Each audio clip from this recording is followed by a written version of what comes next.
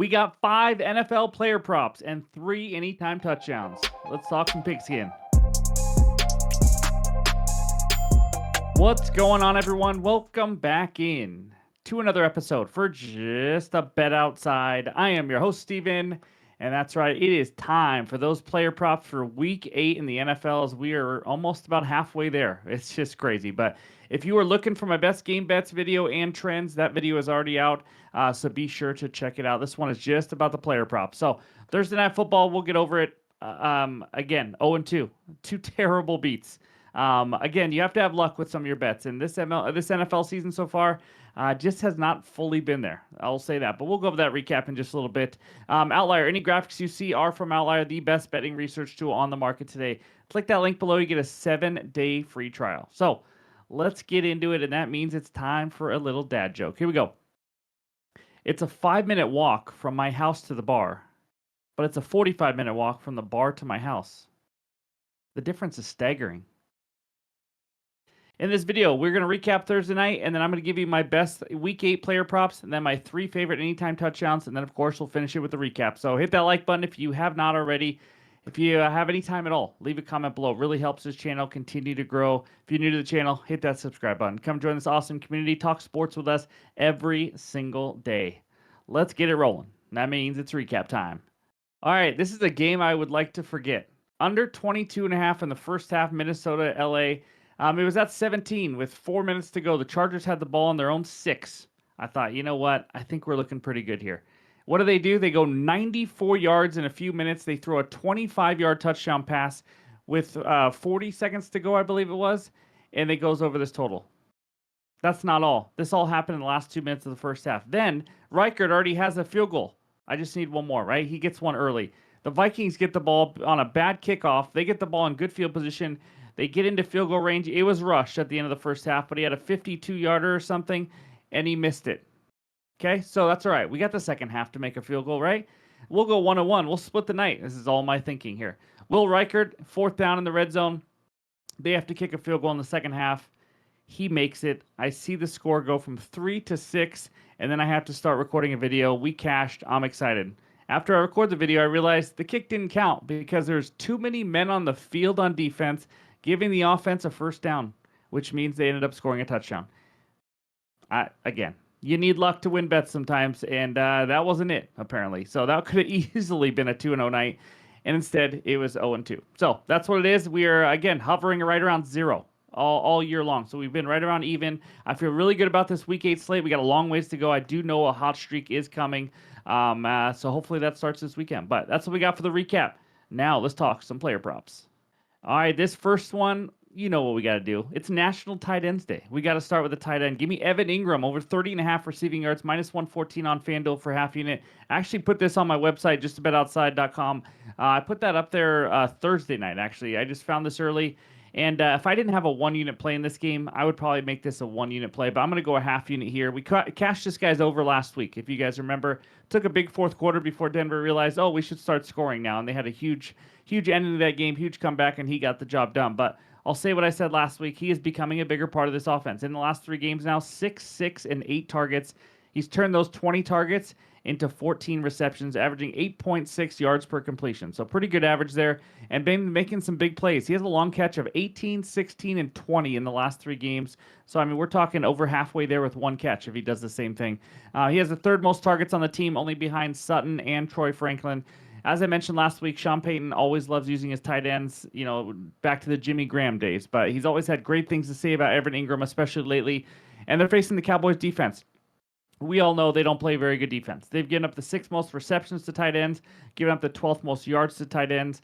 And let's just talk some that have faced the Cowboys. Ertz, 37 yards. Tremble, 39. Mason Taylor, 67. Tucker Kraft, 56. Loveland, 31. Theo Johnson, 34. And Dallas Goedert, 44.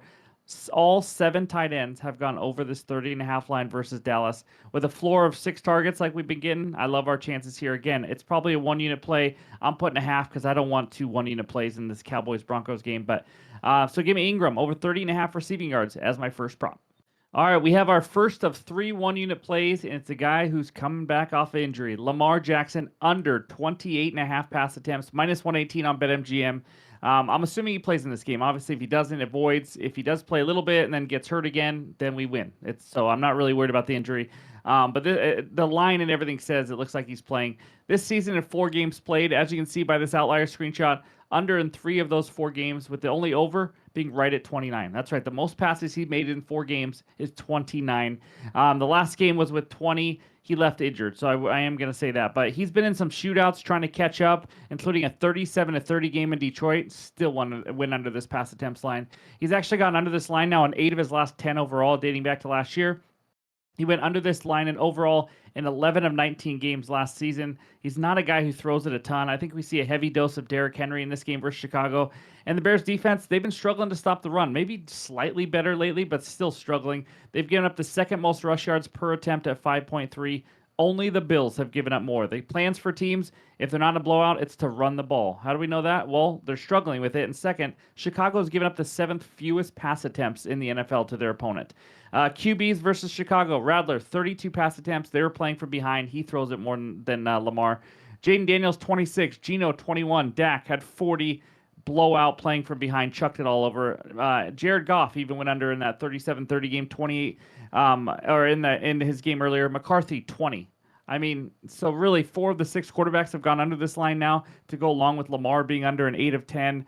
Game script, you heard me talk about it in the other video on a lean. I think the Ravens take care of business, get back on track here. I expect them to be playing with the lead, should lead to some more running attack and stuff like that. So I think this number's too high. Give me Lamar under 28.5 pass attempts as my second prop. All right, before we continue, we got to talk about our new friends. That's right, Novig. It is a social sports book. Some of you guys already know about it. It's helpful, especially in states that don't allow sports gambling on the regular sports books. But it's a sweepstake model type sports book. You can receive Novig coin currency immediately. It's America's #1 sports prediction market right now. Right now, you can download the app and sign up using the link below. I put it in the pinned comment to help you guys. You spend $5 and you get $50. It's that simple. It's a great promo that to get started on Novig. It's available in 42 states as well, so I think it's a great time to take advantage of this promo. Click the link below to sign up, but of course, you must be 21 years or older to gamble. If you have a gambling problem, call or text 1-800-GAMBLER. All right, back to the bets. The next prop is another 1-unit play. It's another quarterback, and it's another under. Give me Tua, under 200.5 passing yards, -115 on BetMGM. His days as the Dolphins quarterback, this is probably his last year. I'll say that. He's just not playing very well. The team is a mess. But let's talk Tua this year. This line does not make sense to me. Obviously, cue the 300-yard passing game now. But he's already under this line in 4 of 7 games. This man is averaging 187.5 passing yards per game.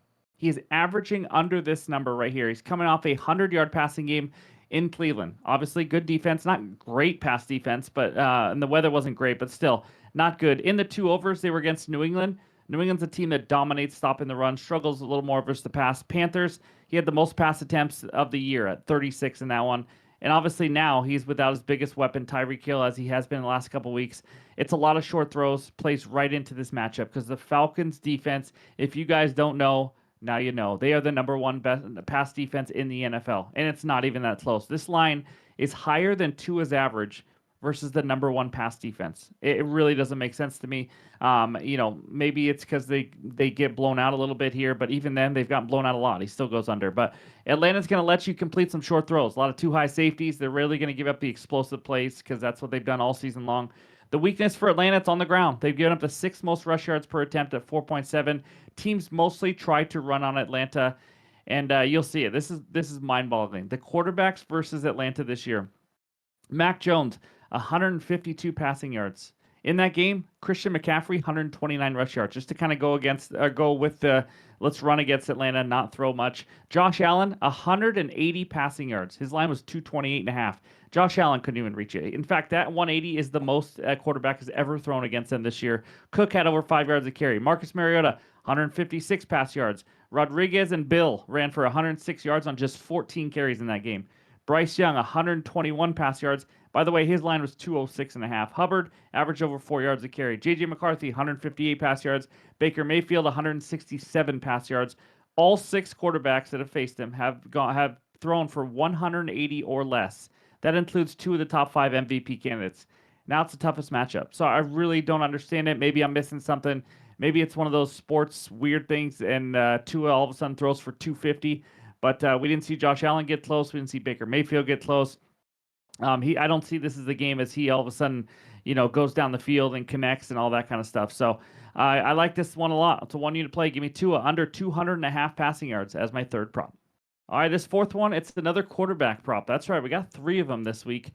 Aaron Rodgers over 217.5 passing yards, -115 on BetMGM for 1-unit. This is Sunday Night Football right here. So we got Mr. Rogers' revenge versus his old team in the Packers.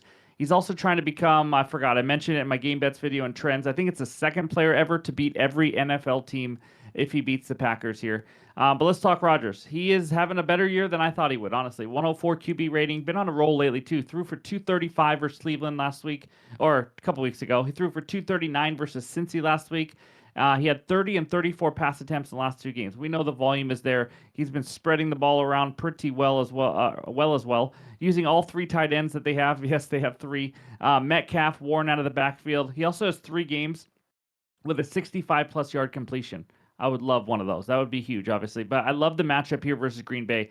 Packers, a team that is elite at stopping the run. I thought about a Warren under rush yards, honestly. I was pretty close to pulling the trigger here. Packers right up there with the Seahawks and the Patriots and the Browns. They've given up the 4th fewest yards per carry this season. And because of that, Packers have given up the most pass attempts in the NFL. These are always correlated, obviously. If a team knows, like the Packers, they can shut down the run, you got to have a different game plan, and that's what teams do. No team has given up more pass attempts than the Packers. Rodgers' pass attempts line is set at 32.5 for a reason. When Rodgers has attempted 30 or more passes, he's over this line in 3 of 4 games. In fact, the 235 or more passing yards in all 3 of those over his Packers' pass defense gotten worse and worse this year as well. Last 3 quarterbacks to face Green Bay, Jacoby Brissett, 279. That's not a misprint. Joe Flacco, that stud, 219 yards. That was his first game with Cincy, by the way. Dak, 319 yards. So 3 straight quarterbacks have gone over this, with 2 of them being Flacco and Brissett.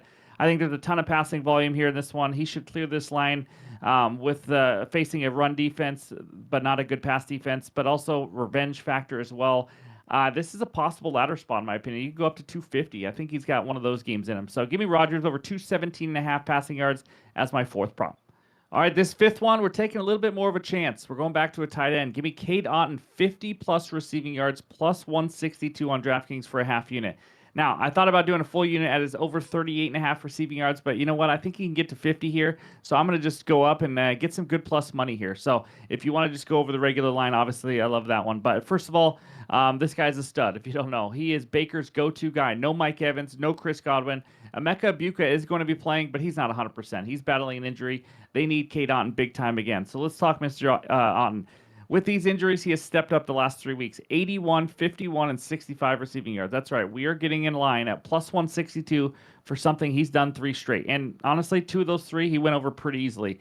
In the last 3 games, 16 receptions on 20 targets. Great completion percentage from Baker. Good connection there. 4th most targets among tight ends in the last 3 weeks in the NFL. He has a 20-plus yard reception now in 3 straight games. I mean, that's about halfway there almost in just 1 catch. So great yards after the catch guy, 111 yards after the catch total in the last 3 weeks. Now he faces the Saints. They've been average versus tight ends this year, ranked 14th in receiving yards allowed. Have not faced a ton of good tight ends, to be honest with you, though. But they also play a lot of zone defense, and Otton is known for just dominating zone defenses, knows where to go, knows where to find the spots that are open. Mayfield has a passing yards line of close to 250, and that's with rookie Tez Johnson, hobbled Emeka Egbuka, and Cade Otton. He's got to get some yards here. I like this one at plus money. Again, it's kind of like a mini ladder, just kind of taking the one at plus 50 plus. So give me Cade Otton, 50 plus receiving yards. That is my 5th and final prop on the video. But we're not done. Let's talk some anytime touchdowns. All right, here we go. I'm ready for that 2-1, 3-0 sweep kind of day on the anytime touchdowns. These are all a quarter unit each. I don't parlay them. Obviously, you guys do what you want. These are kind of fun bets for me, but I like these 3 a lot. Give me Tucker Kraft anytime touchdown plus 140 on Bet365. This is not because it's National Tight Ends Day, but it doesn't hurt. So Kraft has the highest red zone target share on the Packers, 30.8% red zone target share. He is the go-to guy for Mr. Jordan Love. He's also coming off a game where he had 10 targets overall. Am I expecting 10? Probably not. But he has scored 1 touchdown and 4 of 6. I mean, this guy is a touchdown machine already. For a tight end, that's pretty good. Now facing the Steelers defense, giving up the 4th most tight ends tight end touchdowns this season. Noah Fant scored last week. Hunter Henry earlier this year had 2 touchdowns. So whenever they face kind of the better tight ends, usually they give up a touchdown. Overall, I like the plus 140 value here for, again, the leading red zone player on this team who happens to already have 4 touchdowns. So give me Tucker Kraft. Second one, Javonte Williams, anytime touchdown, minus 115 on Bet365. You can consider this my safer one here. Obviously, I don't love betting minus anything on touchdowns, but minus 115, I still think it's too low. He's facing his old team, always gives it a little bump here, but this season, 1+ touchdown in 5 of 7 games. He already has 7 total touchdowns in 7 games. He's a touchdown machine. Been one of the best surprises of the league, honestly, is the Cowboys' run game and Javonte Williams. He has 0 competition, obviously. 19 of the 28 red zone rush attempts this year have been to him.